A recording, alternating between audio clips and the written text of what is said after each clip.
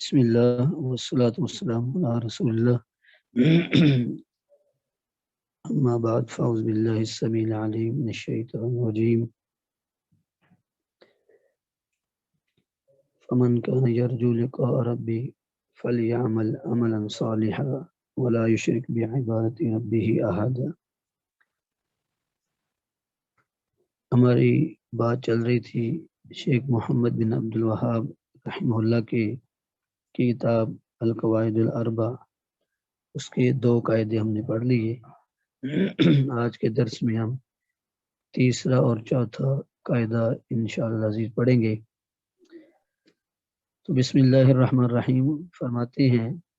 القاعدۃ الثالثہ، تیسرا قاعدہ،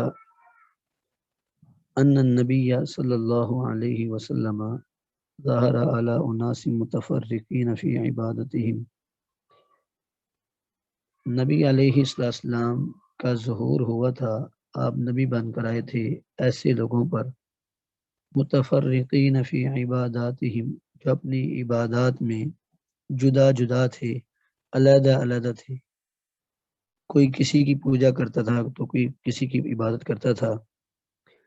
تو متفرقین فی عباداتہم، اپنی عبادات میں جدا جدا تھے۔ منہم، ان میں سے کچھ لوگ ایسے تھے، من یعبد الملائکہ، جو فرشتوں کی عبادت کرتے تھے، فرشتوں کو اللہ کی بیٹیاں کہتے اور اسی طرح فرشتوں کی عبادت کرتے اور فرشتوں کے توسل سے اللہ تعالیٰ کا قرب حاصل کرتے۔ وَمِنْهُمْ مَنْ يَعْبُدُ الْأَنْبِيَاءَ وَالصَّالِحِينَ، اور اسی طرح ان میں کچھ لوگ ایسے تھے، یعبد الانبیاء والصالحین، جو اللہ کے انبیاء اور نیک لوگوں کی عبادت کرتے تھے،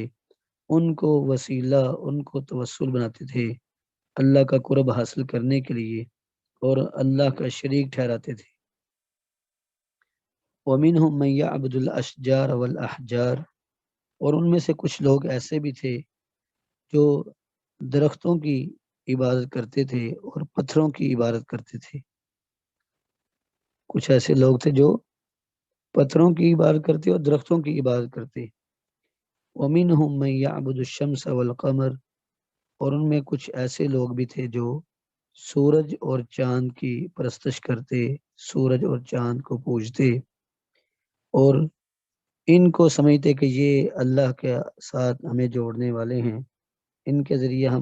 ہمیں اللہ کا قرب حاصل ہوگا۔ تو امام محمد بن عبد الوہاب رحمہ اللہ فرماتے ہیں وقاتلہم رسول اللہ صلی اللہ علیہ وسلم ولم یفرق بینہم، نبی علیہ السلام نے ان سب سے لڑائی کی، ان سے جہاد کیا اور ان میں کسی کے مابین کوئی فرق، کوئی تفریق نہیں کی کہ یہ چھوٹے درجے کے مشرک ہیں اور یہ بڑے درجے کے ہیں، یا یہ چلو فرشتوں کو پوجتے ہیں تو کوئی بات نہیں، یا انبیاء کو، صالحین کو وسیلہ بناتے ہیں تو کوئی بات نہیں، بلکہ نبی علیہ السلام نے ان سب سے لڑائی کی اور ان میں سے کسی کے درمیان کوئی تفریق نہیں کی کہ یہ چھوٹے مشرک ہیں یا کوئی بڑے، جو بھی اللہ کے علاوہ کسی اور کی پرستش کرتا ہے وہ مشرک ہے اور مشرک سے کوئی تعلق نہیں۔ حتیٰ کہ ایک حدیث میں یہ بھی آتا ہے کہ نبی علیہ السلام سے پوچھا گیا مشرکین کی زمین میں رہنے کے لیے، تو آپ نے فرمایا کہ مشرکین سے اتنے دور رہو کہ لا یتراء نارہما، کہ وہ ایک دوسرے کی آگ نہ دیکھ سکیں، ایک دوسرے کی آگ دکھائی نہ دے۔ تو حالانکہ روشنی بڑی دور سے دکھائی دیتی ہے، تو گویا کہ اتنا مشرکین سے دور رہنا چاہیے۔ تو نبی علیہ السلام نے تمام مشرکین سے لڑائی کی، جہاد کیا اور ان میں کسی کے درمیان کوئی فرق نہیں کیا۔ اب امام محمد بن عبد الوہاب رحمہ اللہ ان کی نفی فرما رہے ہیں، تو بیان کرتے ہیں کہ اللہ کے رسول صلی اللہ علیہ وسلم نے سب کے خلاف جہاد کیا، سب کے خلاف تلوار اٹھائی، تو اس کی دلیل کیا ہے؟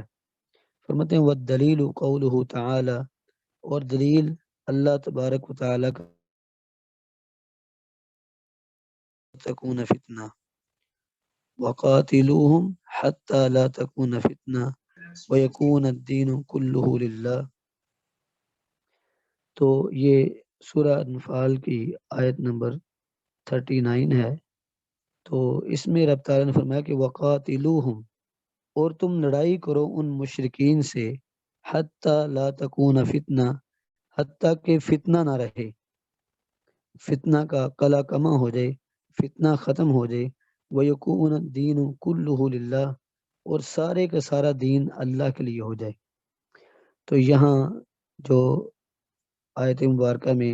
لفظ ہے حتی لا تکون فتنہ، تو اس فتنہ سے مراد شرک ہے. جمہور اہل علم مفسرین کا یہی قول ہے کہ حتی لا تکون فتنۃ کا مطلب یہاں فتنہ سے مراد شرک ہے. حتی لا یکون شرک، حتیٰ کہ شرک نہ رہے، ایک اللہ کی عبادت کی جائے، صرف اللہ کو پوجنے والے، اللہ کی عبادت کرنے والے باقی رہ جائیں، اور جو بھی غیر اللہ کی عبادت کرنے والے ہیں وہ سب ختم ہو جائیں. وَيَكُونَ الدِّينُ كُلُّهُ لِلَّهِ، اور دین سارے کا سارا اللہ کے لیے ہو جائے. حضرت عبداللہ بن عباس رضی اللہ تعالیٰ عنہما وَيَكُونَ الدِّينُ كُلُّهُ لِلَّهِ کے الفاظ کی تفسیر میں فرماتے ہیں اے یخلص التوحید للہ سبحانہ وتعالی، یعنی خالص توحید اللہ سبحانہ وتعالی کے لیے باقی رہ جائے. وحدانیت، یکتائی، انفرادیت، یہ سب توحید صرف اور صرف اللہ کے لیے رہ جائے اور کوئی شرک نہ رہے دنیا میں.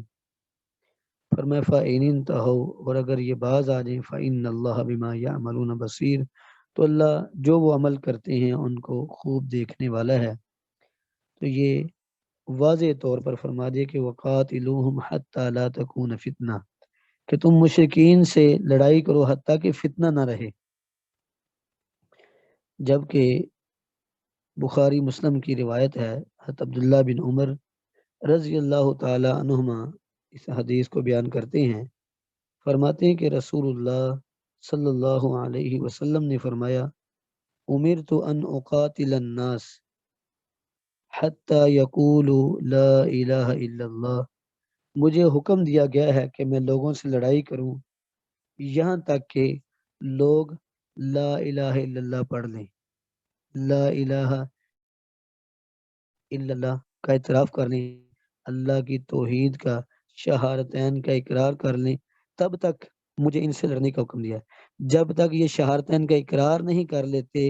اتنی دیر تک مجھے ان سے لڑنے کا حکم دیا گیا ہے. آگے فرمایا فَإِذَا قَالُوهَا، اور جب وہ یہ کلمہ کہہ لیں، شہادتین کا اقرار کر لیں، دین اسلام میں داخل ہو جائیں، تو فرمایا عَصَمُوا مِنِّي دِمَاءَهُمْ وَأَمْوَالَهُمْ، تو انہوں نے پھر اپنے مال اور اپنے خون مجھ سے محفوظ کر لیے. فَإِذَا قَالُوهَا،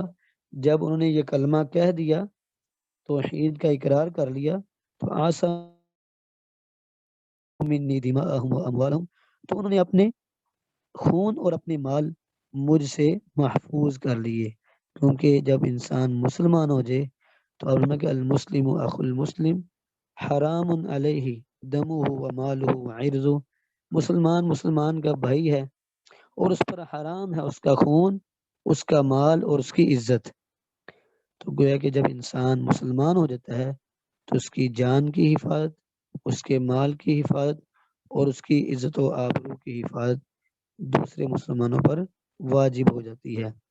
تو آپ نے فرمایا کہ جب وہ یہ کلمہ کہہ دیں تو گویا کہ انہوں نے مجھ سے اپنے مال کو بھی اور اپنے خون کو بھی مجھ سے محفوظ کر لیا. الا بحقیہا، ہاں مگر جو مال اور خون کا حق ہے اس حق کے مطابق ان کا خون بہایا جا سکتا ہے، ان کا مال لیا جا سکتا ہے. اور اس حق سے مراد جیسا کہ دوسری روایت میں اس کی وضاحت ہے، آپ نے فرمایا کہ لا یحل دم امرئ مسلم الا باحدى ثلاث، کسی مسلمان کا خون حلال نہیں ہے مگر تین صورتوں میں. پہلی صورت مرتد ہو جائے، دوسری صورت بوڑھا ہو، شادی شدہ ہو اور زنا کر لے، بدکاری کر لے. اور تیسری صورت النفس بالنفس، قتل کے بدلے قتل. کسی مسلمان نے دوسرے کو ناحق قتل کر دیا جان بوجھ کر، تو اس کے بدلے اسے قتل کرنا جائز ہے، قصاصاً قتل کرنا. تو یہ بھی حق کی حق کا مفہوم ہے. اور مالوں کا حق کیا ہے؟ یعنی ان سے خذ من اموالہم صدقۃ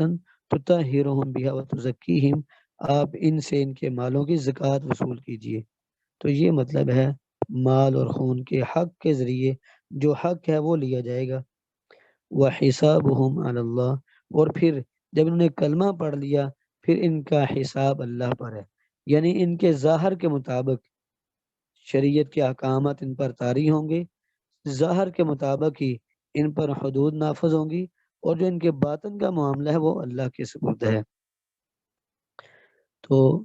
یہ دلیل امام محمد بن عبد الوہاب رحمہ اللہ نے پیش کی کہ وقاتلوہم حتی لا تکون فتنہ، کہ ان مشرکین سے لڑائی کیجئے، جہاد کیجئے حتیٰ کہ فتنہ نہ رہے. تو آگے پیچھے جو شروع قاعدے میں بیان کیا تھا کہ کچھ لوگ سورج چاند ستاروں کی، کچھ فرشتوں کی، کچھ انبیاء صالحین کی، کچھ شجر اور حجر کی عبادت کرتے تھے، تو ان کی دلیلیں قرآن کریم سے پیش کر رہے ہیں. ودلیل الشمس والقمر، سورج اور چاند کی عبادت کی جانے کی دلیل، سورج اور چاند کی جو اللہ کے علاوہ عبادت کی جاتی ہے اس کی دلیل قولہ تعالی، اللہ تبارک و تعالی کا فرمان. یہ پیچھے جو میں نے حدیث پڑھی ہے امرت ان اقاتل الناس، یہ صحیح بخاری میں 25 نمبر پر یہ روایت موجود ہے 25، اور صحیح مسلم میں 22 نمبر پر یہ حدیث موجود ہے. تو وہ فرماتے ہیں ودلیل الشمس والقمر، سورج اور چاند کی دلیل قولہ تعالی، اللہ تبارک و تعالی کا فرمان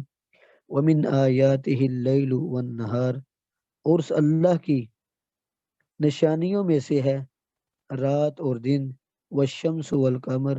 سورج اور چاند، لا تسجدوا للشمس ولا للقمر، نہ تم سجدہ کرو سورج کو اور نہ ہی چاند کو، واسجدوا للہ الذی خلقہن، بلکہ تم اس اللہ کو سجدہ کرو خلقہن جس نے ان کو پیدا کیا ہے. تو جو خود مخلوق ہے تو مخلوق اپنے خالق کو سجدہ کرے. تو سورج اور چاند کی عبادت نہ کی جائے، ان کو سجدہ نہ کیا جائے، بلکہ اس اللہ کو سجدہ کیا جائے جس نے ان کو پیدا کیا ہے. کیونکہ جو خود مخلوق ہے وہ یہ حق نہیں رکھتی کہ اس کی عبادت کی جائے، بلکہ جو خالق ہے وہی حق رکھتا ہے کہ عبادت بھی اسی کے لیے ہو.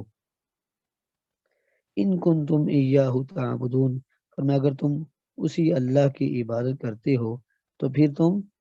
سورج اور چاند کو سجدہ نہ کرو، صرف اللہ کو سجدہ کرو. اور یہاں شرط بیان کی کہ ان کنتم ایاہ، اگر تم اسی کی عبادت، یعنی صرف اگر اللہ کی عبادت کرتے ہو تو اللہ کی عبادت کا مطلب یہ ہے کہ پھر سجدہ، رکوع، جھکنا، قیام کسی کے لیے، یہ سب اللہ ہی کے لیے ہونا چاہیے، پھر کسی اور کے لیے نہیں ہونا چاہیے. تو کیونکہ عبادت کے اجزاء ہیں سجدہ، رکوع، قیام، کسی کے سامنے سر جھکا کے کھڑے ہو جانا. تو نبی علیہ السلام نے تو یہاں تک فرمایا من سرہ ان یتمثل لہ الرجال قیاما، جو شخص یہ چاہتا ہے، پسند کرتا ہے کہ لوگ اس کے آنے پر کھڑے ہوں اور اس کی تکریم میں لوگ جھک جائیں اور اس کے سامنے کھڑے ہوں، فرمایا فلیتبوأ مقعدہ من النار، وہ اپنا ٹھکانہ آگ میں سمجھے. تو اس لیے کسی کے آنے پر کھڑا ہونا یہ شرعی طور پر جائز نہیں ہے. البتہ بعض صورتیں ایسی ہیں جس میں کھڑے ہونے کی اجازت بھی ہے، جیسا کہ صحیح بخاری میں واقع آتا ہے کہ نبی علیہ السلام نے بنو قریظہ کے، یہودیوں کا ایک قبیلہ تھا بنو قریظہ، ان کے معاملے کا جو حاکم بنایا تھا، ذمہ دار بنایا تھا، وہ سعد بن معاذ رضی اللہ عنہ کو بنایا تھا کہ جو ان کے بارے میں سعد بن معاذ رضی اللہ عنہ فیصلہ کریں گے وہی فیصلہ ہوگا. تو نبی علیہ السلام صحابہ تشریف فرما تھے، سعد بن معاذ رضی اللہ عنہ آئے تو آپ نے فرمایا قوموا لسیدکم، کہ اپنے سردار کے لیے کھڑے ہو جاؤ، تو نبی علیہ السلام نے فرمایا کہ اپنے سردار کے لیے کھڑے ہو جاؤ۔ اس میں وجہ یہ تھی کہ جو یہودیوں کے سامنے، چونکہ حضرت معاذ فیصلہ کرنے والے تھے سعد رضی اللہ عنہ، تو اس لیے یہودیوں کے سامنے ان کی ایک اہمیت بنانے کے لیے کہ مسلمان بھی اس بندے کو چودھری سمجھتے ہیں اور اس کے فیصلے کو حتمی سمجھتے ہیں، تو اس سے بعض علماء نے یہ بھی توجیہ جواز کی نکالی ہے کہ اگر جو جس کے لیے لوگ کھڑے ہو رہے ہیں اگر وہ پسند نہیں کرتا یا وہ کہتا نہیں ہے کہ میرے آنے پر کھڑے ہو، خود لوگ استاد کے احترام میں یا اپنے باپ کے احترام میں کھڑے ہوتے ہیں، تو اس میں شرعن کوئی کباہت نہیں، جائز ہے۔ لیکن عقیدت مندی کے طور پر کسی بزرگ کے سامنے کھڑے ہو جانا، یہ بھی ماشاءاللہ یہ ہمارے سفارشی ہیں اللہ کے ہاں، یہ ہماری ان کے سامنے، ان کی اللہ کے سامنے، تو اس طرح کی تکریم جو اللہ کا حق ہے وہ بندے کو دینا، یہ شرک ہے۔ تو فرمایا کہ سجدہ اس کو کرو جس ذات کو جس نے ان کو پیدا کیا ہے۔ تو قرآن کریم میں اللہ تعالیٰ نے دلیلیں ایسی پیش کی ہیں جو اس بات کی واضح ثبوت ہیں کہ پہلی امتوں میں ایسے لوگ بھی گزرے جو سورج چاند ستاروں کی پرستش کرتے تھے اور ان کی عبادت کیا کرتے تھے، جیسے سورہ انعام کی آیت نمبر 76 سے لے کر 78 تک رب تعالیٰ نے فرمایا فلما جن علیہ اللیل رآ کوکبا قال ھذا ربی، جب نبی ابراہیم علیہ السلام نے رات چھا گئی، رات کا اندھیرا بڑھ گیا تو دیکھا ستاروں کو، ستارے کو دیکھا تو کہنے لگے ھذا ربی، ہو سکتا ہے یہ میرا رب ہو۔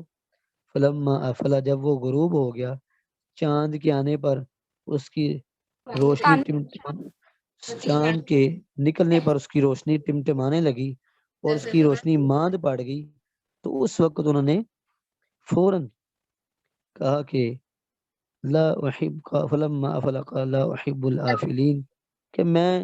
غروب ہونے والوں کو پسند نہیں کرتا۔ جو خود جن کی زندگی میں غروب ہونا ہو وہ کیسے خالق کائنات یا وہ عبادت کے لائق کیسے ہو سکتے ہیں۔ فلما رأى القمر بازغا قال هذا ربی، اسے جب چاند کو دیکھا نمودار ہوتے ہوئے بڑی تمازت میں، بڑی روشنی میں، تو فرمانا کہ هذا ربی، ہو سکتا ہے کہ یہ میرا رب ہو۔ فلما افل، جب چاند بھی چھپ گیا دن چڑھنے پر، قال ان لم يهدني ربی، اگر میرے اللہ نے مجھے سیدھے راستے کی ہدایت نہ کی، رہنمائی نہ فرمائی، تو لأکونن من القوم الضالین، تو میں تو گمراہ قوم میں سے ہو جاؤں گا۔ فلما رأى الشمس بازغة قال هذا ربی هذا اکبر، جب دن چڑھا یا سورج نکلا تو کہا یہ تو سب سے بڑا ہے، سب سے زیادہ روشنی ہے، اس نے تو ہر طرف ہر سو کہ یہ سب سے بڑا یہی رب ہوگا۔ فلما افلت، جب وہ بھی غروب ہو گیا، قال یا قوم انی بریء مما تشرکون، تو نبی ابراہیم علیہ السلام اپنی قوم سے کہنے لگے اے میری قوم، میں برات کا اظہار کرتا ہوں ہر تمام ان معبودان باطلہ سے جن کو تم اللہ کا شریک ٹھہراتے ہو۔ تو یہ نبی ابراہیم کی قوم میں کچھ ایسے لوگ تھے جو سورج چاند ستاروں کی پرستش کرتے تھے۔ اسی طرح قرآن کریم میں اللہ تعالیٰ نے سورہ نمل میں بھی بیان فرمایا ہے، سورہ نمل کی 24 نمبر آیت پہ یہ ذکر کیا ہے، اللہ تعالیٰ نے جب ہد ہد کے بارے میں نبی سلیمان علیہ السلام نے پوچھا، تو جب وہ واپس آیا ہد ہد، تو اس نے آ کر اطلاع دی ملکہ بلقیس کے بارے میں اور اس کی قوم کے بارے میں، تو ہد ہد نے کہا وجدتها وقومها یسجدون للشمس من دون اللہ، میں نے دیکھا ہے بلقیس کو بھی اور اس کی قوم کو بھی کہ وہ اللہ کے علاوہ سورج کو سجدہ کرتے ہیں۔ وَزَيَّنَ لَهُمُ الشَّيْطَانُ أَعْمَالَهُمْ، اور شیطان نے ان کے لیے ان کے اعمال کو مزین کر دیا۔ ہمیشہ شیطان کے ورگلانے پر، اس کے پھسلانے پر، اس کے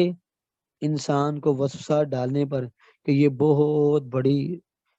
مخلوق ہے، اس کی روشنی ہر طرف پھیلنے والی ہے، تو گویا کہ یہ ہوگا تو دنیا میں ہریالی ہے، اگر یہ نہیں تو دنیا میں زندگی میں کوئی سکون نہیں، تو گویا کہ یہ تمہارا رب ہے، تو لوگوں کے لیے ان کے اعمال مزین کر دیے۔ فصدہم عن السبیل، اور شیطان نے ان کو سیدھے راستے سے روک دیا۔ تو پتہ چلا کہ جو غیر اللہ کی عبادت کرتا ہے وہ در حقیقت شیطان کے بہکاوے میں ہے، شیطان نے اس کے لیے اس کے عمل کو مزین کر رکھا ہے۔ آپ نے دیکھا کتنے ایسے لوگ ہیں جو شرک کرتے ہیں، اور شرک کرنے پر اللہ ان کو اور دیتا ہے، تو ان کے لیے شیطان یہ مزین کرتا ہے، دیکھا تم نے فلاں بزرگ کے پاس گئے تھے، اس کی قبر پر جا کے دیگیں دی تھیں، چادریں چڑھائی تھیں، وہاں دمالیں ڈالی تھیں، وہاں تم نے جا کے شرینیاں بانٹی تھی، دیکھو اللہ نے تمہیں بیٹا دے دیا، اس پیر صاحب کے طفیل تمہیں بیٹا مل گیا۔ تو یہ اس طرح کے جھانسے شیطان دیتا ہے، اور انسان اپنی گمراہی میں اور پختہ ہو جاتا ہے۔ تو یہ شیطان کا ان کے لیے اعمال کو مزین کرنا ہے۔ فہم لا یہتدون، تو وہ ہدایت حاصل نہیں کر پاتے، کیونکہ شیطان نے ان کے لیے ان کو جس راستے پر بری راہ پر چلایا تھا، ان کے لیے ان کے اعمال کو مزین بھی کر دیا، بھی بڑے اچھا کام ہے، دیکھو تم یہ کرتے ہو، تمہیں خورت دیتا ہے، تم پر بڑی خیر ہوتی ہے۔ تو یہ دو قوموں کا اللہ تعالیٰ نے قرآن کریم میں تذکرہ کیا ہے۔ تو یہ سورج چاند کی پرستش کرنے والی قومیں اس وقت بھی موجود تھیں، اور اس لیے نبی علیہ السلام پر جو قرآن اتارا گیا اس میں ان لوگوں کی نفی کی گئی۔ وَدَلِيلُ الْمَلَائِكَةِ قَوْلُهُ تعالی، آگے فرماتے ہیں کہ فرشتوں کی دلیل، کہ فرشتوں کو اللہ کی بیٹیاں کہنا یا اللہ کے علاوہ ان کی عبادت کرنا، تو اس کی دلیل امام محمد بن عبد الوہاب رحمہ اللہ فرماتے ہیں، سورہ آل عمران کی آیت نمبر 80 ہے، آیت نمبر 80، اس میں فرمایا کہ ما کان لبشر ان یؤتیہ اللہ الکتاب والحکم والنبوہ، کسی بشر کسی انسان کے لیے یہ لائق نہیں کہ جب اللہ اسے کتاب دے دے اور فیصلہ کرنے کی صلاحیت دے دے، نبوت سے سرفراز فرما دے، ثم یقول للناس، پھر وہ لوگوں سے کہتا پھرے، کونوا عبادا لی، کہ تم میری عبادت کرنے والے بن جاؤ اللہ کے علاوہ۔ یہ کسی بھی بشر کے لیے لائق نہیں کہ اللہ اسے کتاب و حکمت عطا فرما دے اور نبوت عطا فرما دے، اور پھر لوگوں کو اپنی بندگی کی طرف دعوت دے۔ تو اس سے کئی چیزوں کا فائدہ اس آیت سے حاصل ہوتا ہے۔ پہلا فائدہ تو یہ ہے کہ اللہ نے جو بھی کتاب و حکمت یا نبوت دی ہے وہ انسانوں کو دی ہے، کوئی نوریوں کو اللہ نے نبوت نہیں دی، بلکہ انسانوں کو اللہ تعالیٰ نے نبوت سے ہمکنار فرمایا ہے۔ اس کے بعد ہر نبی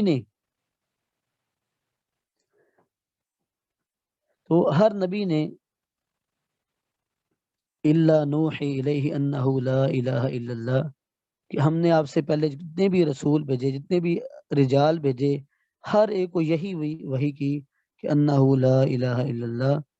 کہ اللہ کے سوا کوئی معبود نہیں۔ ہر نبی نے توحید کا پرچار کیا ہے، کسی نبی نے شرک کو، بدعت کو، خرافات کو نہیں پھیلایا، اور نہ لوگوں سے کہا کہ کونوا عبادا لی من دون اللہ، تم اللہ کے علاوہ میری عبادت کرنے والے بن جاؤ۔ لیکن نبی نے کیا کہا، وَلَكِنْ كُونُوا رَبَّانِيِّينَ بِمَا كُنْتُمْ تُعَلِّمُونَ الْكِتَابَ وَبِمَا كُنْتُمْ تَدْرُسُونَ، کہ تم اللہ والے بن جاؤ، ربانیین بن جاؤ، رب والے بن جاؤ، اس لیے کہ تم لوگوں کو کتاب و حکمت سکھاتے ہو، اور اس لیے کہ تم کتاب کو پڑھتے بھی ہو۔ اور آگے فرمایا وَلَا يَأْمُرَكُمْ، اور نہ ہی اللہ نے تمہیں حکم دیا ہے ان تتخذوا الملائکۃ والنبیین اربابا، کہ تم فرشتوں کو اور نبیوں کو رب بنا کر بیٹھ جاؤ۔ نہ ہی اللہ تمہیں حکم دیتا ہے کہ تم فرشتوں کو اور نبیوں کو رب بنا کے بیٹھ جاؤ۔ ایامرکم بالکفر بعد اذ انتم مسلمون، کہ وہ اللہ تمہیں کفر کا حکم دے گا جبکہ تم مسلمان ہو چکے ہو؟ تو یا پھر کیا وہ بشر تمہیں حکم دیتا ہے کفر کا جبکہ تم مسلمان ہو چکے ہو؟ تو یہ دونوں مفہوم اس آیت سے ملتے ہیں۔ تو یہاں واضح طور پر نفی کر دی گئی فرشتوں کی، کہ فرشتے وہ بھی عبادت کے لائق نہیں ہیں، اور نہ ہی وہ اس لائق ہیں کہ ان کا اللہ کی بندگی میں کوئی حصہ ہے یا کوئی عمل دخل ہے، تو وہ اللہ کے فرشتے ہیں، اللہ کے نیک بندے ہیں۔ آگے فرمائیں وہ دلیل الانبیاء، اور انبیاء کی دلیل، کہ انبیاء کی عبادت کرنے کی جو نفی ہے وہ قولہ تعالی اللہ تعالیٰ کا فرمان سورہ مائدہ کی آیت نمبر 116، فرمایا کہ وَإِذْ قَالَ، جب فرمایا رب تعالیٰ نے، یا عیسی ابن مریم، اے عیسیٰ ابن مریم، اَأَنْتَ قُلْتَ لِلنَّاسِ اتَّخِذُونِي وَأُمِّيَ إِلَٰهَيْنِ مِن دُونِ اللَّهِ، اے عیسیٰ ابن مریم، کیا تو نے لوگوں سے کہا تھا اتخذونی و امی الہین من دون اللہ، کہ مجھے اور میری ماں کو اللہ کے علاوہ الہ اور معبود بنا لو؟ تو قرآن کریم نے فرمایا کہ قال سبحانک، اللہ کے نبی عیسیٰ علیہ السلام کہیں گے سبحانک، اللہ تو پاک ہے، ما یکون لی، نہیں ہے لائق میرے لیے، ان اقول ما لیس لی بحق، کہ میں ایسی بات کہوں جس کا مجھے حق ہی اصل نہیں ہے، ان کنت قلتہ، اگر بفرض محال، ان کنت قلتہ، اگر میں ایسی بات کہی بھی ہوتی، اگر میں نے کہی بھی تھی، فقد علمت، اللہ تو جانتا ہے، تعلم ما فی نفسی، جو میرے سینے میں ہے تو اس کو جانتا ہے، ولا اعلم، جو کہ میں نہیں جانتا، ما فی نفسی، جو تیرے دل میں ہے، انک انت علام الغیوب، اللہ تو بہت ذرا غیب کو جاننے والا ہے، تو بہت ذرا غیب کو جاننے والا ہے۔ تو یہ بڑے واضح انداز میں اللہ رب العزت نے نبی عیسیٰ ابن مریم سے کہا کہ تم نے کہا تھا کہ میری اور میری ماں کے اللہ کے علاوہ عبادت کی جائے، اس کا مطلب کہ اللہ کے علاوہ نہ کسی نبی کی عبادت، نہ کسی ولی کی عبادت، نہ کسی حمام کی، تو کسی کی بھی عبادت کرنا جائز نہیں ہے۔ تیسرا فرماتے ہیں وَدَلِيلُ الصَّالِحِينَ قَوْلُهُ تَعَالَى أُولَٰئِكَ الَّذِينَ يَدْعُونَ يَبْتَغُونَ إِلَىٰ رَبِّهِمُ الْوَسِيلَةَ أَيُّهُمْ أَقْرَبُ، فرمایا کہ یہی وہ لوگ ہیں یدعون، جو پکارتے ہیں، یبتغون الی ربہم الوسیلہ، جو اپنے رب کی طرف وسیلہ، ذریعہ اور واسطہ تلاش کرتے ہیں، ایہم اقرب، تو کون ان میں سب سے زیادہ قریب ہے، وہ یرجون رحمتہ، اور پھر اللہ کی رحمت کی امید بھی رکھتے ہیں، وہ یخافون عذابہ، اور اللہ کے عذاب سے ڈرتے بھی ہیں۔ تو یہاں یبتغون الی ربہم الوسیلہ کے لفظ سے شیخ محمد بن عبد الوہاب رحمہ اللہ نے اس مسئلے سے استدلال کیا ہے کہ وہ دلیل الصالحین، صالحین کی غیر اللہ کے علاوہ جو عبادت کی جاتی ہے اس کی دلیل یہ ہے، جبکہ میں یہ سمجھتا ہوں کہ اس آیت کی بجائے اگر قرآن کریم کی سورہ توبہ کی یہ آیت سامنے رکھی جاتی، اتخذوا احبارهم ورهبانهم اربابا من دون الله والمسيح ابن مریم وما امروا الا ليعبدوا الها واحدا لا الہ الا هو سبحانہ عما یشرکون، تو اللہ نے فرمایا کہ اتخذوا احبارهم، انہوں نے پکڑ رکھا تھا اپنے مولویوں کو، اپنے علماء کو، احبار یہ حبر ان کی جمع، حبر کہتے ہیں عالم کو، اور بعد میں حبر بھی کہا ہے، حبر یعنی علماء، ورہبانہم راہب کی جمع رہبان، ورہبانہم اور اپنے صالحین کو، نیک لوگوں کو انہوں نے پکڑ رکھا تھا، ارباب من دون اللہ، اللہ کے علاوہ رب، والمسیح ابن مریم اور عیسیٰ ابن مریم کو بھی رب پکڑ رکھا تھا، وما امروا الا لیعبدوا الہا واحدا، حالانکہ ان کو یہی حکم دیا گیا تھا کہ وہ ایک اللہ کے لیعبدوا الہا واحدا، ایک الہ، ایک معبود اللہ کی عبادت کریں، کیوں؟ لا الہ الا ہوا، کیونکہ اس کے علاوہ کوئی معبود نہیں ہے، لا الہ الا ہوا، اس کے علاوہ کوئی معبود نہیں ہے، سبحانہ و پاک ہے، عما یشرکون، اس چیز سے جس کو وہ اللہ کا شریک ٹھہراتے ہیں۔ تو جب یہ آیت مبارکہ نازل ہوئی، نبی علیہ السلام اس کی تلاوت فرما رہے تھے، آپ کے پاس عدی بن حاتم، حاتم تائی کا بیٹا عدی رضی اللہ تعالیٰ عنہ آپ کے پاس آئے اور کہا کہ اللہ کے رسول، آپ جانتے ہیں جب میں مسلمان ہوا تھا تو میرے گلے میں سلیب لٹک رہی تھی، اور میں عیسائیت کو بڑی اچھی طرح سے جانتا ہوں، انا لسنا نعبدہم، ہم تو اپنے مولویوں کو، اپنے نیکوکار لوگوں کی عبادت تو نہیں کرتے تھے، فقال، تو آپ نے فرمایا الیس یحرمون ما احل اللہ فتحرمونہ، کیا جس چیز کو وہ حلال کرتے تھے ٹھیک ہے، الیس یحرمون ما احل اللہ، کیا نہیں تھا ایسا کہ جس چیز کو وہ حرام کر دیتے تھے جس کو اللہ نے حلال کیا ہوتا تھا، فتحرمون تم اس کو حلال سمجھتے تھے. تو الیس یحرمون ما احل اللہ، کیا نہیں تھا جس کو وہ حرام کہتے تھے، ما احل اللہ جس کو اللہ نے حلال کیا ہوتا تھا، تو فتحرمون تم اس کو حرام ہی سمجھتے تھے، حالانکہ اللہ نے اس کو حلال کیا، لیکن مولویوں نے، صوفیوں نے، ان کے بڑوں نے اسے حرام کہا تو انہوں نے حرام سمجھ لیا. وَيُحِلُّونَ مَا حَرَّمَ اللہ، اور وہ حلال کہتے تھے اس چیز کو جس کو اللہ نے حرام کیا تھا، فَتَسْتَحِلُّونَهُ اور تم بھی اسے حلال سمجھتے تھے. قَالَ قُلْتُ بَلَىٰ، تو عدی بن حاتم فرماتے ہیں میں نے کہا ہاں کیوں نہیں، ایسا تو تھا، ایسا تو ہم کرتے تھے. تو نبی علیہ السلام فَتِلْكَ عِبَادَتُهُمْ، یہی ان کی عبادت ہے. یہ جامع ترمذی میں روایت موجود ہے 3095 3095 نمبر پر یہ حدیث موجود ہے، اور تفسیر تبری کی جلد نمبر 14 اور صفحہ نمبر 210 پر یہ حدیث موجود ہے. تو یہاں بڑے واضح انداز میں اللہ نے فرمایا کہ تم ان کی حلال کردہ چیز کو، چاہے وہ اللہ کی کتاب میں حرام ہوتی، تو حلال کردہ چیز کے معاملے میں تو فرمایا کہ نبی علیہ السلام نے ان کی یہ کیفیت بیان کی کہ ان لوگوں نے اپنے پیروں کے پیچھے، اپنے بڑوں کے پیچھے، اپنی مولیوں کے پیچھے، اپنے عابد اور زاہد صالحین کے پیچھے لگ کے اللہ کی حلال کردہ چیزوں کو حرام کر لیا اور اللہ کی حرام کردہ چیزوں کو اپنے اوپر حلال کر لیا، اور یہی ان کی عبادت ہے. کیونکہ حلال حرام کرنے کا اختیار صرف اور صرف اللہ کی ذات کو ہے. حتیٰ کہ نبی علیہ السلام کی زندگی میں بھی بہت سے ایسے واقعات ہیں جہاں صحابہ نے کسی چیز کی حلت یا حرمت کے بارے میں پوچھا اور آپ کو علم نہیں تھا، تو آپ نے واضح طور پر اس بارے میں فرما دیا کہ اللہ تعالیٰ نے اس بارے میں مجھ پر کوئی چیز نازل نہیں کی، اللہ نے اس چیز کی حلت یا حرمت کے بارے میں مجھ پر کوئی چیز نازل نہیں کی. گویا کہ اللہ کے نبی بھی اپنی مرضی سے نہیں بولتے تھے، جس کو اللہ حلال کرتے تھے اسی کو حلال سمجھ، جس کو اللہ حرام کرتے تھے اسی کو حرام سمجھتے تھے. اس لیے تو نبی علیہ السلام نے سورۃ تحریم میں جب کہا کہ میں آج کے بعد شہد نہیں پیوں گا، شہد کو اپنے اوپر حرام کر لیا، تو اللہ رب العزت نے فرمایا کہ یا ایھا النبی لما تحرم ما احل اللہ لک، اے نبی صلی اللہ علیہ وسلم آپ کیوں حرام کر رہے ہیں اس چیز کو جس کو اللہ نے آپ پر حلال کیا. تو گیا کہ کسی چیز کی حلت اور حرمت کا اختیار صرف اور صرف اللہ کے پاس ہے. اللہ ہی شریعت وضع کرنے والا ہے اور اللہ کا نبی اس شریعت کو اللہ کے بندوں تک پہنچانے والا ہوتا ہے.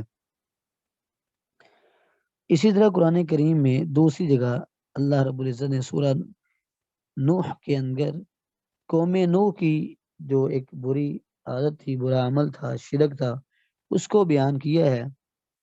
کہ وہ اپنے صالحین کی عبادت کرتے تھے اور ان کی پرستش کرتے تھے. تو فرمایا کہ وقالوا لا تذرن آلهتكم ولا تذرن ودا ولا سواعا ولا يغوث ويعوق ونسرا وقد اضلوا كثيرا. تو انہوں آپس میں کہنے لگے کہ تم اپنے معبودوں کو کبھی نہ چھوڑنا، یعنی ود، سوا، یغوث، یعوق اور نصر کو نہ چھوڑنا. یہ بڑے اللہ کے نیک بندے تھے، ان کی مورتیاں بنا کر انہوں نے اپنے پاس رکھ لی. جب اللہ کی بات کرتے اس کو سامنے رکھ دیتے، اس کو سامنے رکھ کے تو اللہ کی عبادت کرتے، تو یہ ان مورتیوں کو پوجا کرتے تھے، صالحین کی مورتیاں بنا کر ان کی پرستش کرتے. فرمایا کہ ولا تذرن ودا ولا سواعا ولا یغوث ویعوق ونسرا وقد اضلوا کثیرا. سورہ نوح کی آیت نمبر 23 اور 24. آگے فرماتے ہیں ودلیل الاشجار والاحجار، اور پتھر کی اور درخت، یعنی درخت اور پتھر کی عبادت کرنے کی جو دلیل ہے وہ امام محمد بن عبد الوہاب رحمہ اللہ ذکر کر رہے ہیں. وہ دلیل الاشجار، اشجار شجر کی جمع ہے اور احجار حجر کی جمع ہے. تو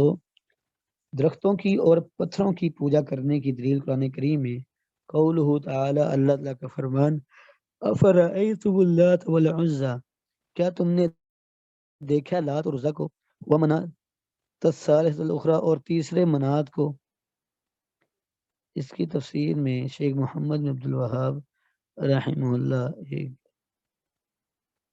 واقعہ لے کر آئے ہیں۔ فرماتے ہیں حدیث ابی واقد اللیثی،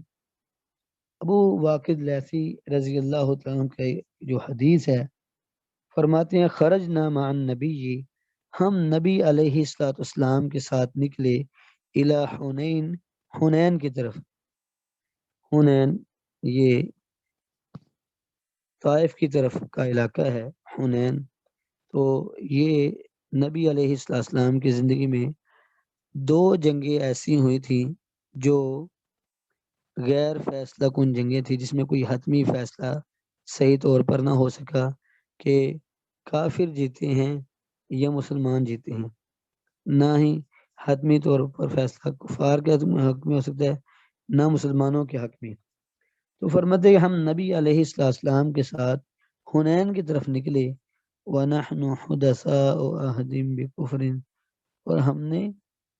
وَنَحْنُ، اور ہم حُدَثَاءُ عَهْدٍ بِكُفْرٍ، نئے نئے کفر کے زمانے کے تھے، کفر کے زمانے سے نئے نئے ہم اسلام میں آئے تھے۔ وَلِلْمُشْرِكِينَ سِدْرَةٌ، اور مشرکین کے لیے ایک بیری کا درخت تھا، یعکفون عندہا، جس کے پاس وہ اعتکاف کرتے، وہاں جا کر بیٹھے رہتے، کئی کئی دن گزارتے، جیسے آج کل قبروں پر مجاور بیٹھے ہوتے ہیں کئی کئی دن چلے کاٹنے کے لیے اور اعتکاف کر کے بیٹھتے ہیں، تو ان کے پاس اعتکاف کرتے، وینوتون بہا اسلحتہم، اور وہاں اپنے اسلحہ وغیرہ بھی لٹکایا کرتے تھے۔ تو مشرکین مکہ اس بیری کے درخت کی بڑی پوجا کرتے، بڑا اسے معزز اور مکرم سمجھتے، بڑا باعث بابرکت سمجھتے، اور وہ اپنے جو اسلحہ وغیرہ تھی وہ بھی اس درخت پر لٹکایا کرتے تھے۔ یقال لہا ذات و انوات، اور اس درخت کو ذات و انوات کہا جاتا تھا۔ ذات و انوات نہیں لٹکانے والا، جس پر لوگ اپنی چیزیں لٹکاتے ہیں۔ جیسے مجھے اکاڑا میں ایک تاندہ والا کے پاس ایک گاؤں تھا دول ماجرا، تو وہاں ہم کسی تبلیغی پروگرام پہ گئے، تو وہاں ہمیں دیکھا کہ لوگ ایک درخت کو بڑا معزز اور متبرک سمجھتے تھے، اور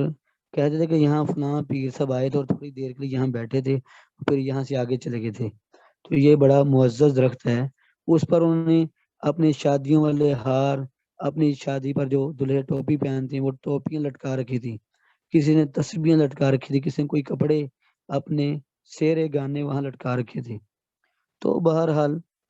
آج بھی وہ صورتیں ہم اپنی آنکھوں سے دیکھ رہے ہیں جو اس وقت کے مشرکین کے اندر پائی جاتی تھیں۔ تو فرمایا یقال لہ ذات انوات، اسے ذات انوات کہا جاتا تھا۔ فمررنا بسدرہ، تو ہم بھی ایک بیری کے پاس سے گزرے، تو ہم نے کہا یا رسول اللہ، اے اللہ کے رسول، اجعل لنا ذات انوات، ہمارے لیے بھی کوئی درخت اور اسلحہ لٹکانے کے لیے معزز کوئی درخت مقرر کر دیجئے، کما لہم، جیسے ان مشرکین کے لیے ذات انوات ایک اسلحہ لٹکانے کے لیے ایک درخت ہے۔ اب ان کا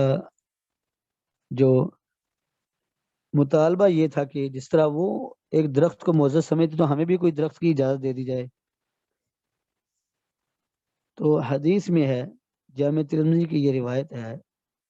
2180 نمبر پر، 2180 صحیح حدیث ہے۔ فقال النبی، تو نبی صلی اللہ علیہ وسلم نے ان کے مطالبے پر جواب دیتے ہوئے فرمایا، ھذا کما قال قوم موسیٰ، یہ بات تو ویسی ہی ہوئی جیسے نبی موسیٰ کی قوم نے کہا تھا۔ ھذا کما قال قوم موسیٰ، یہ تو بات ایسے ہی ہوئی جیسے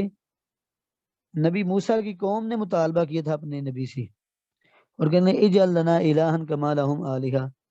کیا موسیٰ باقی لوگوں کے معبود ہیں، مورتیاں ہیں، وہ بتوں کی پوجا کرتے ہیں، کئی کئی چیزوں کو مقدس سمجھتے ہیں،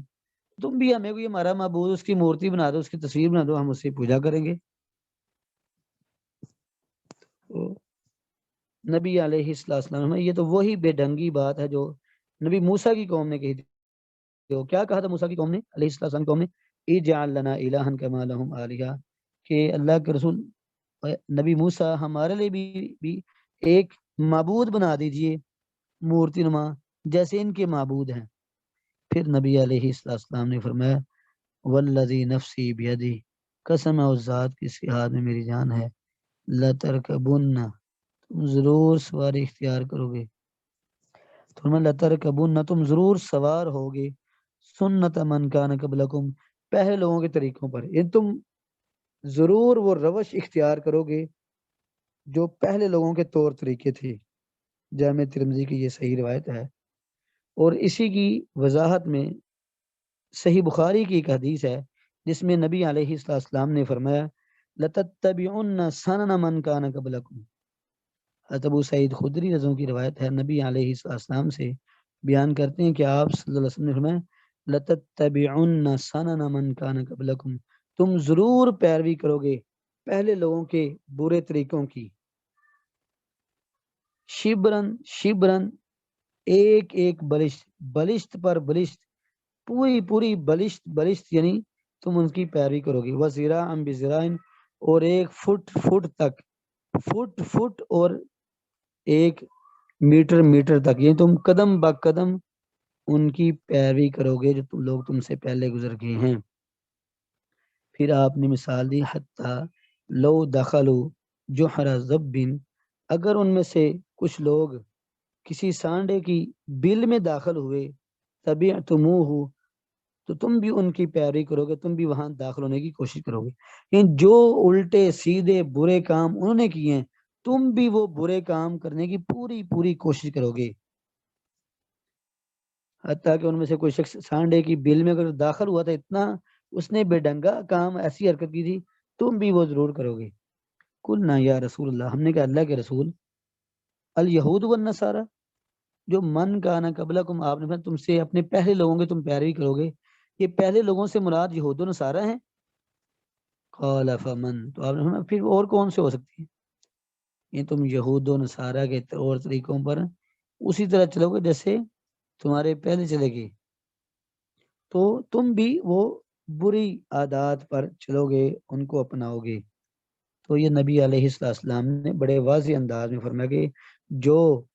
بری حرکتیں ان میں پائی جاتی تھیں تمہارے اندر بھی پائی جائیں گی۔ اسی طرح شجر حجر کی، اللہ کے علاوہ عبادت کی نفی کے بارے میں حضرت عمر رضی اللہ عنہ کا اس ببول کے کیکر کے، جنگلی کیکر کے درخت کو کٹوا دینا جس کے نیچے بیعت رضوان ہوئی تھی، تاکہ لوگ اس کو مقدس سمجھنا شروع کر دیا، تو آپ نے کہا کہ بھئی یہ چیز ہم شرک کی طرف جائے گی، جب کسی چیز کی اندھی عقیدت مندی ہو جائے تو پھر شرک جیسے گناہ جرم جنم لیتے ہیں۔ تو حضرت عمر رضی اللہ عنہ نے وہ ببول کا درخت، جنگلی کیکر کا درخت کٹوا دیا۔ اسی طرح حضرت عمر فاروق رضی اللہ عنہ سے ہی یہ موقوف روایت ثابت ہے کہ حضرت عمر فاروق رضی اللہ عنہ حجر اسود کا بوسہ دینے کے لیے آگے بڑھے تو کہنے لگے واللہ انی اعلم انک حجر، واللہ انی لعالم انک حجر، اللہ کی قسم میں جانتا کہ تم محض ایک پتھر ہو، لا تضر ولا تنفع، نہ تم نقصان پہنچا سکتے ہو نہ کوئی نفع دے سکتے ہو، لولا انی رأیت رسول اللہ صلی اللہ علیہ وسلم یقبلک ما قبلتک، اگر میں نے رسول اللہ صلی اللہ علیہ وسلم کو نہ دیکھا ہوتا تجھے بوسہ دیتے ہوئے، ما قبلتک، میں کبھی تمہیں بوسہ نہ دیتا۔ تم مقدس نہیں ہو، نہ تم نفع نقصان کے مالک ہو، نہ تم کوئی اختیارات رکھتے ہو، یہ تو صرف تمہیں بوسہ اس لیے دیا جا رہا ہے کہ میں نے محمد الرسول اللہ صلی اللہ علیہ وسلم کو دیکھا تھا تجھے بوسہ دیتے ہوئے۔ تو اس کا مطلب صحابہ کرام رضوان اللہ مجمعین کا عقیدہ یہی تھا کہ کوئی ڈھیری، کوئی پتھر، کوئی شجر، کوئی حجر، کوئی چیز انسان کے نفع نقصان کی مالک نہیں ہے، نفع نقصان کا مالک صرف اور صرف اللہ سبحانہ و تعالیٰ کی ذات باری تعالیٰ ہے۔ تو یہ تھا تیسرا قاعدہ جو ہم نے پڑھا۔ القاعدۃ الرابعہ، چوتھا قاعدہ، امام محمد بن عبد الوہاب رحمہ اللہ فرماتے ہیں ان مشرکی زماننا، بے شک ہمارے زمانے کے مشرکین، اغلظ، زیادہ غلیظ ہیں، شرکن شرک کے اعتبار سے، زیادہ گھنونے ہیں، زیادہ گندے ہیں یا زیادہ غلیظ ہیں، شرکن شرک کے اعتبار سے، من الاولین پہلے لوگوں سے، جو پہلے لوگوں میں پہلے لوگ جو شرک کرتے تھے ان کے شرک کی نسبت ہماری زمانے کے جو مشرکین ہیں یہ شرک میں زیادہ گندے ہیں اور زیادہ غلیظ ہیں اور زیادہ حماقت پر مبنی شرک کرتے ہیں۔ اب اس کی دلیل پیش کر رہے ہیں، لِأَنَّ الْأَوَّلِينَ کیونکہ جو پہلے لوگ تھے، یشرکون فی الرخاء کہ وہ آسانی میں جب حالات خوشحال ہوتے، آسانیاں ہوتی، رخاء ہوتا نرمی آسانی، تو یشرکون فی الرخاء وہ نرمی اور آسانی کے دنوں میں تو اللہ کے ساتھ اوروں کو شریک ٹھہراتے تھے، وَيُخْلِصُونَ فِي الشِّدَّةِ لیکن جب مشقت آتی تھی، جب کوئی پریشانی آئی تھی، جب تنگی آئی تھی، وَيُخْلِصُونَ فِي الشِّدَّةِ وہ اخلاص کو اپناتے تھے، ایک اللہ کو پکارتے تھے، فی الشدہ سختی کے اندر۔ تو یہ فرق ہوا کہ اس زمانے کے جو مشرکین تھے، ہمارے زمانے کے مشرکین ان لوگوں سے زیادہ غلیظ اور زیادہ گندے ہیں شرک کے اعتبار سے، کیونکہ جو پہلے لوگ تھے وہ نرمی میں، آسانی میں، خوشحالی میں تو شرک کرتے تھے، وہ یخلصون فی الشدہ لیکن جب تنگی آئی تھی، جب پھنس جاتے، جب دیکھتے کہ اب یہاں سے کوئی اور بچانے والا نہیں ہے تو صرف اور صرف اللہ کو پکارتے تھے۔ اور فرماتے وہ مشرک زماننا حالانکہ ہمارے زمانے کے جو مشرک ہیں، شرکہم دائم ان کا شرک دائمی ہے، وہ تو پھر بھی تنگی میں توحید کو اپنا لیتے تھے لیکن نرمی میں شرک کرتے تھے، لیکن یہ ہمارے زمانے کے جو مشرکین ہیں، شرکہم دائم ان کا شرک دائمی ہے، ہمیشہ کی تنگی اور سختی دونوں حالتوں میں مشرک ہی رہتے ہیں، شرکہم دائم ان کا شرک دائمی ہے، پھر رخا نرمی میں بھی، آسانی میں بھی، وشدتی اور سختی میں بھی۔ اور اس کی دلیل والدلیل قولہ تعالی اور اس کی دلیل اللہ سبحانہ و تعالی کا فرمان، والدلیل قولہ تعالی اور دلیل اللہ سبحانہ و تعالی کا فرمان، فَإِذَا رَكِبُوا فِي الْفُلْكِ اور جب وہ سوار ہوتے ہیں کشتی میں، دعوا اللہ مخلصین لہ الدین تو پھر اللہ کو پکارتے ہیں، دعوا اللہ اللہ کو پکارتے ہیں، مخلصین لہ الدین ایک اللہ کے لیے دین کو خالص کرتے ہیں، مخلصین لہ الدین صرف اللہ کے لیے دین کو خالص کرتے ہوئے توحید پرست ہو کر توحید کے طور پر اللہ کو پکارتے تھے، فلما نجاہم جب اللہ ان کو نجات دیتا تھا، الی البر خشکی کی طرف، جب بھنور سے کشتی نکل جاتی، جان چھوٹ جاتی، بچ جاتے، تو اذا ہم یشرکون پھر وہ شرک کرنا شروع، اذا اچانک وہ شرک کرتے، پھر وہ شرک شروع کر دیتے۔ یہاں بڑے واضح انداز میں اللہ رب العزت نے سابقہ امتوں میں جو مشرکین تھے ان کے بارے میں ذکر کیا ہے، یا اس زمانے کے جو پہلے لوگ تھے، اس زمانے کے ہماری اس امت محمدیہ کے جو پہلے لوگ جو مشرک تھے کفار مکہ، وہ پھر بھی تنگیوں میں صرف اللہ کو پکارتے تھے کہ یہاں اللہ نے ہی مدد کرنی اور یہاں کوئی نہیں جا دے سکتا، اور جب آسانی ہوتی پھر وہ اللہ کے ساتھ اوروں کو شریک ٹھہراتے تھے۔ تو پتہ چلا کہ اس امت کے جو مشرک ہیں وہ بہت زیادہ غلیظ ہیں شرک کے اعتبار سے۔ دلیل حضرت سعد بن نبی وقاص رضی اللہ عنہ کی روایت ہے جو کہ سنن نسائی کی روایت ہے اور اس کا نمبر ہے 4067 4067۔ تو اس روایت کے اندر نبی علیہ السلام سے جو دن 4 مردوں اور 2 عورتوں کو قتل کرنے کا حکم دیا گیا تھا ان کی تفصیل بیان کی گئی ہے، اور ان میں ذکر کیا گیا حدیث کے الفاظ، وہ اما اکرمہ اور جو اکرمہ تھا، اکرمہ بن ابی جہل، ابو جہل کا بیٹا اکرمہ، فراقیب البحر جب مکہ فتح ہوا تو وہ چپکے سے مکے سے نکلا اور جدہ ساحل سمندر کی طرف گیا اور سمندر میں سوار ہو کر اپنے آپ کو یعنی فرار ہو گیا مکہ سے جان بچانے کے لیے۔ حدیث میں فَأَصَابَتْهُمْ عَاصِفٌ تو ان کو تیز آندھی طوفان نے جکڑ لیا، سمندر کے اندر طغیانی آئی، طوفان آیا اور کشتی بھمر میں پھنس گئی۔ فقال اصحاب السفینہ، تو کشتی والے کہنے لگے اخلصو اخلصو، ایک اللہ کو پکارو، خالص اللہ کو پکارو۔ فإن آلہتکم، پس بے شک تمہارے جو باقی معبود ہیں، لا تغنی عنکم شیئا، ہاں ہونا یہاں تمہارے معبود میں کوئی فائدہ نہیں پہنچا سکتا۔ تصور کیجیے کہ اس وقت نبی علیہ السلام کے زمانے کے مشرک پھر بھی یہ سمجھتے تھے کہ جہاں کوئی مدد نہیں کرنے والا وہاں اللہ ضرور مدد کرنے والا ہوتا ہے۔ تو وہ جب کہتے بھی یہاں سے چھٹکارا کوئی دنوں سے اللہ کی ذات، تنگی انتہا درجے کی تنگی میں صرف اللہ کو پکارتے تھے۔ تو کہنے لگے فَإِنَّ آلِهَتَكُمْ، تمہارے معبود، لا تغنی عنکم شیئا، تم سے کوئی فائدہ نہیں پہنچا سکتی۔ جب یہ بات اکرمہ نے سنی تو اللہ نے کایا پلٹنی تھی، دل پر ایسے جا کے بجلی کی طرح لگی کہ دل سے کفر کے پردے ہٹ گئے اور دل کا آسمان کفر کے پردے چھٹ جانے سے صاف شفاف ہو گیا۔ کہنے گا واللہ لئن لم ینجینی من البحر، واللہ اللہ کی قسم، لئن لم ینجینی من البحر، اگر سمندر سے مجھے کوئی نہیں نجات دے سکتا، الا الاخلاص، صرف ایک اللہ کو پکارنا، اخلاص توحید ہی مجھے بچا سکتی ہے، لا ینجینی فی البر غیرہ، تو پھر خشکی پر بھی اللہ کے علاوہ کوئی مجھے نہیں بچا سکتا۔ اگر سمندر میں اگر اللہ ہی بچانے والا ہے، توحید ہی خالص اللہ کو پکارنا ہی نجات دیتا ہے، تو پھر خشکی پر بھی وہی نجات دینے والا ہے۔ اللہ نے ہدایت دے دی، بات سمجھ آ گئی، دعا کی اللہم ان لک علی عہدا، کہنے گا اے اللہ تیرا مجھ پر یہ وعدہ ہے، تیرے لیے میں اپنے اوپر یہ وعدہ کرتا ہوں، ان انت عافیتنی مما انا فی، اے اللہ اگر تو نے مجھے عافیت میں رکھا، مصیبت سے بچا لیا جس مصیبت میں اس وقت میں ہوں، اگر تو نے مجھے عافیت دے دی، بچا لیا، ان آتی محمدن، کہ میں محمد صلی اللہ علیہ وسلم کے پاس جاؤں گا، حتی ازا یدی فی یدی ہی، حتیٰ کہ میں اپنے ہاتھ کو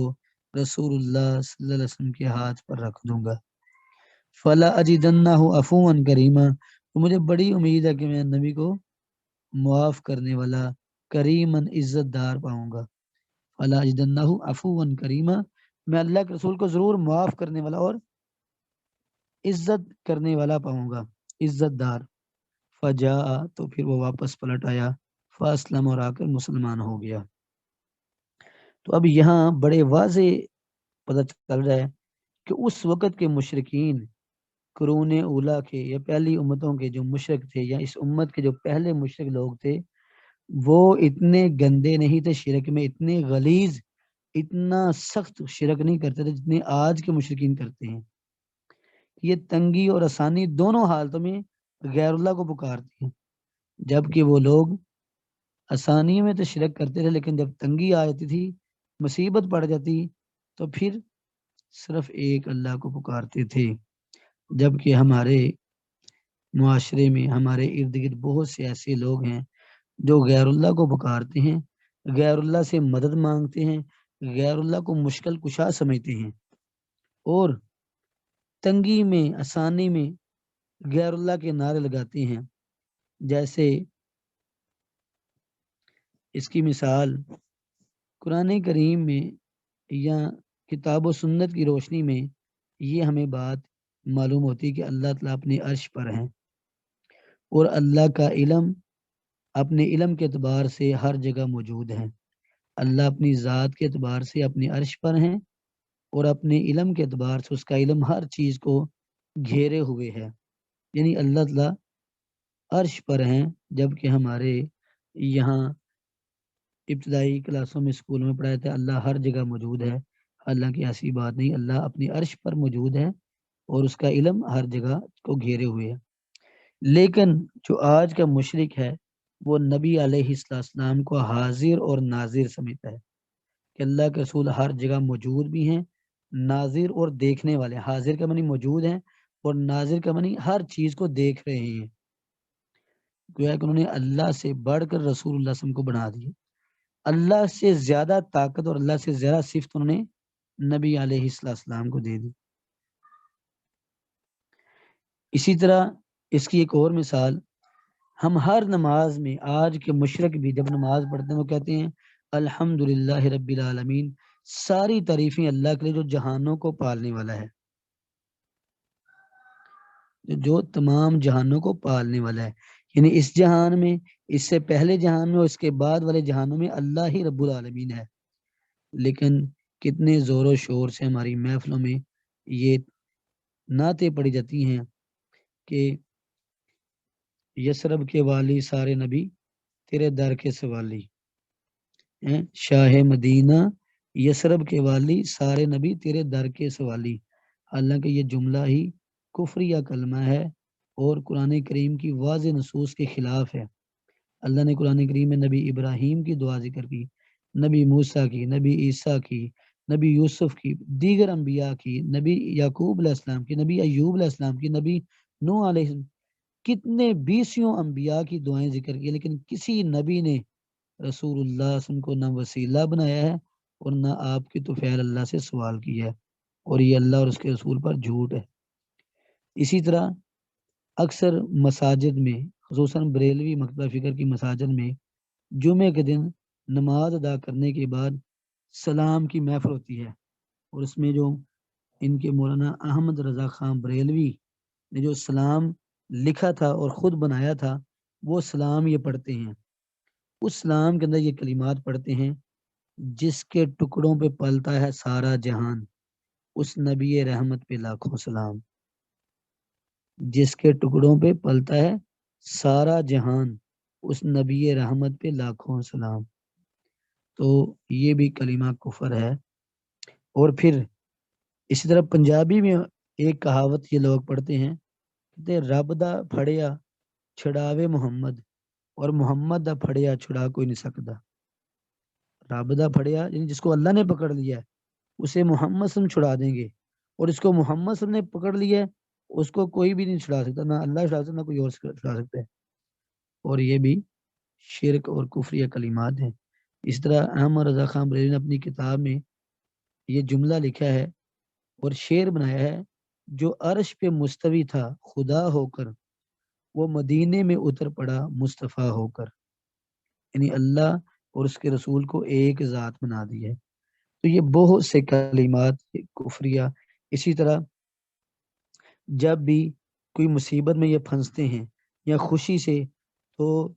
نعرہ حیدری یا علی، علی مشکل کشا، یا دستگیر، غوث اعظم، داتا، یہ سب کیا ہیں؟ اللہ کے علاوہ اوروں کو مدد کے لیے تنگیوں میں، آسانیوں میں غیر اللہ کو پکارنا۔ تو یہ ثابت کیا ہے امام محمد بن عبد الوہاب رحمہ اللہ نے اپنی کتاب میں چوتھا قاعدہ، کہ اس زمانے کے مشرکین کی نسبت ہمارے زمانے کے مشرکین زیادہ غلیظ ہیں اور زیادہ خطرناک ہیں۔ اور یہ پکی بات ہے، آپ جانتے ہیں کہ ابو جہل، یہ نہیں کہ اس کے لیے لا الہ الا اللہ کا کلمہ پڑھنا بڑا مشکل لگتا تھا یا اس کی زبان پر نہیں آتا تھا، لیکن وہ لوگ جانتے تھے کہ لا الہ الا اللہ کہنے کا مطلب کیا ہے۔ اگر لا الہ الا اللہ کہہ دیا ہے تو پھر اس کے تقاضے پورے کرنے ہوں گے، وہ جانتے تھے۔ اس لیے تو ابو لہب نے کہا اجعل الالہۃ الہا واحدہ، کہ سارے معبودوں کو چھوڑ کر اس نے ایک کو معبود بنا دیا۔ تو یہ ابو جہل، ابو لہب، یہ سب کفار مکہ جانتے تھے کہ اگر ہم نے لا الہ الا اللہ زبان سے اقرار کر لیا تو پھر اس کے تقاضے پورے کرنے ہوں گے۔ لیکن آج یہاں لا الہ الا اللہ پڑھتے بھی ہیں، نماز میں ایاک نعبد و ایاک نستعین کہتے بھی ہیں، پھر بھی غیر اللہ سے مدد مانگی جا رہی ہے، غیروں سے امیدیں رکھی جا رہی ہیں، غیروں پر چڑھاوے چڑھائے جا رہے ہیں۔ تو اللہ ایسے شرک کفر سے ہمیں محفوظ فرمائے۔ زبان سے کہہ بھی دیا لا الہ الا اللہ تو کیا حاصل، دل و جاں مسلمان نہیں تو کچھ بھی نہیں۔ تو اس لیے اللہ ہمیں شرک جیسے گناہ جرم سے محفوظ فرمائے۔ اللہ مجھے، آپ کو، ہمارے والدین کو، ہمارے اہل و عیال کو، ہمارے اساتذہ کو جب تک زندہ رہیں اللہ توحید پر قائم اور دائم فرمائے، اور جب اس دنیا سے جائے اللہ اپنے توحید پرست بنا کر لے جائے۔ شرک سے، بدعت سے، خرافات سے اللہ ہم سب کو محفوظ فرمائے۔ سبحان ربک رب العزت عما یصفون وسلام علی المرسلین والحمد للہ رب العالمین۔ کوئی سوال ہے تو پوچھ سکتے ہیں۔ السلام علیکم۔ ایک سوال آیا ہے کہ مہمانوں کے لیے اٹھ کے کھڑے ہونا یا مہمانوں کا آپ کے لیے کھڑا ہونا کیسا ہے؟ اگر کوئی مہمان آئے تو اس کے لیے اٹھ کے کھڑا ہوا جا سکتا ہے، لیکن تکریم کے طور پر، یعنی جو بڑے آئے ہیں یا والد صاحب آئے ہیں، کوئی آیا تو مہمان کا استقبال کرنا، تو یہ شرن کوئی کی بات نہیں ہے، لیکن یہ عقیدت مندی کے طور پر کس لیے کھڑا ہونا جائز نہیں ہے۔ باقی بہتر یہی ہے کہ اس سے بھی احتراز کیا جائے، اگر کھڑے ہو جائیں تو جائز ہے، افضل نہیں ہے۔ ہاں جی۔ اور یہ کہ جو قرآن کی آیت ہے کہ اللہ سبحانہ و تعالیٰ شرک کے علاوہ باقی جو چاہے معاف کر سکتے، تو ہاں جی، اس سے یہ استدلال کیسے کیا جاتا ہے کہ صرف شرک اکبر مراد ہے اور ریاکاری یا کوئی چھوٹی شرک کی صورت مراد نہیں ہے؟ اصل میں اس سے مراد شرک اکبر ہی ہے۔ شرک اکبر جو ہے اس کے بارے میں بھی شرک اکبر اللہ معاف کر دیں گے، لیکن دنیا کے اندر زندگی میں ہی اگر انسان شرک اکبر سے معافی مانگ لے، لیکن اگر کوئی بندہ شرک اکبر کرتا دنیا سے چلا گیا اور اس نے توبہ نہ کی تو پھر آخرت میں اس کے لیے کوئی معافی نہیں ہے۔ لیکن جو دوسرے گناہ ہیں، دوسرے گناہ اگر دنیا میں اللہ سے معافی مانگ لی تو اللہ معاف کر دے گا۔ اگر شرک سے ہٹ کر دوسرے گناہ کیے ہوئے اور اللہ کے پاس چلا گیا تو وہ گناہ اللہ کی مشیت میں ہوں گے، اللہ چاہے گا تو سزا دے کر پھر جنت میں بھیجے گا، اور اللہ چاہے گا تو معاف کر دے گا، لیکن شرک معاف نہیں کرے گا۔ رہا مسئلہ شرک اصغر، ریاکاری، دکھلاوا، تو اس کے بارے میں بالاتفاق یہی موقف ہے کہ شرک اکبر کرنے والے کے سارے نیک اعمال تباہ و برباد ہو جاتے ہیں، جبکہ شرک اصغر ریاکاری کرنے والے کا صرف وہی عمل تباہ ہوتا ہے جس عمل کے اندر وہ ریاکاری کر رہا ہوتا ہے، باقی اس کے اعمال نیکیاں قبول ہوں گی، لیکن جو شرک اکبر ہے اس کی سابقہ ساری نیکیاں تباہ و برباد ہوتی ہیں۔ لیکن شرک اصغر جو ہے اس کے میں جو شرک اصغر جس عمل کے اندر کر رہا ہے صرف وہی عمل تباہ ہوگا، باقی اعمال اس کی نیکیاں قبول ہوں گی، لیکن یہ ہے کوتاہی، ہے گناہ ہی۔ جی۔ ہاں جی۔ اور ایک اور سوال یہ کہ اسماء و صفات کا انکار کرنا یا اس میں تعویل کرنا یہ کون سے والے شرک میں آتا ہے؟ کیونکہ مسلمانوں کے ایسے گروہ بھی ہیں لیکن ان کو مشرک نہیں کہا جاتا، تو اس کی کیا وجہ ہے اور اس کو کیسے سمجھا جائے؟ اصل میں کتاب و سنت سے جو ہٹنے والے گمراہ فرقے ہیں نا، ان لوگوں کو ان میں شمار کیا جاتا ہے، ان کو مشبہہ یا معطلہ، جہمیہ، تو یہ معتزلہ، یہ سب، اور یہی وہی لوگ ہیں جنہوں نے اللہ کی صفات کی تعویلیں کی ہیں، تو کیونکہ وہ اللہ کی صفت کے انکاری نہیں ہیں، صرف تعویل کر رہے ہیں، تو اس لیے ان کو مشرک نہیں کہا جاتا، لیکن ہیں وہ صراط مستقیم سے وہ بھی ہٹے ہوئے۔ اور جو گمراہ فرقے، آپ نے فرمایا کہ افترقت الجہود علی 71 فرقہ وافترقت النصارى علی 72 فرقہ وستفترق امتی علی 73 فرقہ، میری امت 73 فرقوں میں منقسم ہوگی، تو وہ گمراہ فرقوں میں ان کو شمار کیا گیا ہے، لیکن اگر ان کی ایسی تعویلیں ہیں جو ان سرے سے انکار ہی ہیں اللہ کی ذات کا، تو وہ بھی کفر ہے۔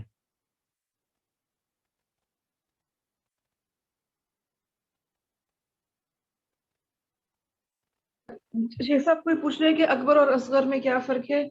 اور اس طریقے سے آپ تعویل کا مطلب بھی سمجھا دیں۔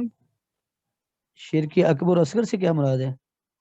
شرک جی اکبر سے مراد ہے، اس میں اگر کہتے ہیں تو ہم اگلے جو ہمارے دروس ہیں نا اس میں شرک پہ، توحید پہ، شرک کی اقسام، توحید کی اقسام پہ رکھتے ہیں، لیکن یہ بات ویسے جی کامن آپ سیکھ لیں کہ شرک اکبر کا ہوتا ہے کہ دعا میں، اللہ کی عبادت میں کسی کو شریک ٹھہرانا، حصے دار بنا لینا، چاہے دعا میں، عبادت میں، پکارنے میں، خوف میں، امید میں، یہ ساری صورتیں شرک اکبر میں آتی ہیں کہ غیر اللہ سے مانگنا، یعنی عبادت کی کسی قسم کو دوسرے کی طرف پھیرنا، یہ شرک اکبر ہے۔ مثلا مدد مانگنا اللہ سے مانگی جاتی ہے، وہ کہتا ہے نہیں فلانے سے بھی مانگی جا سکتی ہے.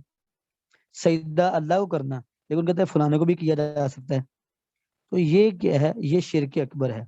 شرک اصغر میں یہ ہوتا ہے کہ بندہ عبادت اللہ کے لیے کر رہا ہوتا ہے لیکن دوسرے کو بھی راضی کرنا مقصود ہوتا ہے، دوسرے کی رضا بھی مقصود ہوتی ہے. تو یہ اس میں یہ مخفی، جس کو اس لیے اس کو شرک کہا گیا کہ اس میں رضا، راضی ہونے کے لیے، رضا حاصل کرنے کے لیے وہ دوسرے کو اللہ کا شریک کر رہا ہے، لیکن وہ یہ نہیں کہتا کہ میں غیر اللہ کی عبادت کرتا ہوں. نہ وہ زبان سے کہتا ہے، نہ وہ دل سے اس کا اظہار ہوتا ہے، نہ اس کا اعتراف ہوتا ہے. تو اس لیے یہ شرک اکبر اور شرک اصغر ہے. شرک اکبر کے 4 بڑے نقصان، لیکن وہ پھر انشاءاللہ ہم آئندہ درس میں پھر کسی وقت کسی مجلس میں بیان ہو جائیں جی گے. انشاءاللہ. ایک آخری سوال، یہ ایک سسٹر کافی دیر سے پوچھ رہی ہیں، پہلے بھی انہوں نے پوچھا لیکن وہ ہمارے موضوع سے ہٹ کر تھا اس لیے میں نے کلاس میں نہیں وہ مینشن کیا. وہ پوچھ رہی ہیں کہ خواجہ سرا کے حوالے سے کیا حکم ہے اسلام میں؟ ان کس حوالے سے؟ خواجہ سرا کے یہ کس مجھے مسئلے؟ نہیں بات ہے. خواجہ سرا بہرحال اس میرا میں خیال ہے کہ 2 وہ جنس. وہ کس طریقے سے زندگی گزارے اور ان کے ہاں پردے کے کیا احکام ہوں گے، ہاں، شاید اس لحاظ. اصل میں خواجہ سرا جو ہوتا ہے ان کا مسئلہ اسی طرح دیکھا جائے گا جیسے وراثت میں ہم دیکھتے ہیں. علماء وراثت میں خواجہ سرا اس میں سے کہتے ہیں خنسا. تو جو خواجہ سرا ہوتے ہیں اس میں 2 صورت ہوتی ہیں، یا تو اس میں مردانہ صفات غالب ہوتی ہیں یا زنانہ صفات غالب ہوتی ہیں. اگر تو کسی کے اندر مردانہ صفات غالب ہوں تو اس کا حکم مردوں والا ہوگا، اور اگر کسی میں زنانہ صفات زیادہ پائی جاتی ہیں تو اس کا حکم وہی ہوگا. اور بعض علماء نے یہ بھی کہا کہ اس کے پیشاب کو دیکھا جائے گا کہ پیشاب کس جگہ سے کرتا ہے، تو اس لحاظ سے اس کا حکم انہی میں شمار کیا جائے گا. اگر زنانہ خواجہ سرا ہے تو وہ عورتوں کے پاس آ جا سکتے ہیں لیکن عورتیں اسے پردہ کریں گی، اور اگر وہ اللہ کے حکموں کو ماننے والا تو اسے بھی چاہیے وہ پردہ کرے. اگر خواجہ سرا اس میں مردانہ صفات زیادہ ہیں تو وہ پھر مردوں میں شمار کی جائے گا اور اس سے عورتیں پردہ کریں گی. بہرحال خواجہ سرا زنانہ ہو یا مردانہ، اہل ایمان عورتوں کو یہی حکم دیا گیا کہ وہ ان سے پردہ کیا کریں. جی ٹھیک ہے، جزاکم اللہ خیر. سبحان اللہ، السلام علیکم.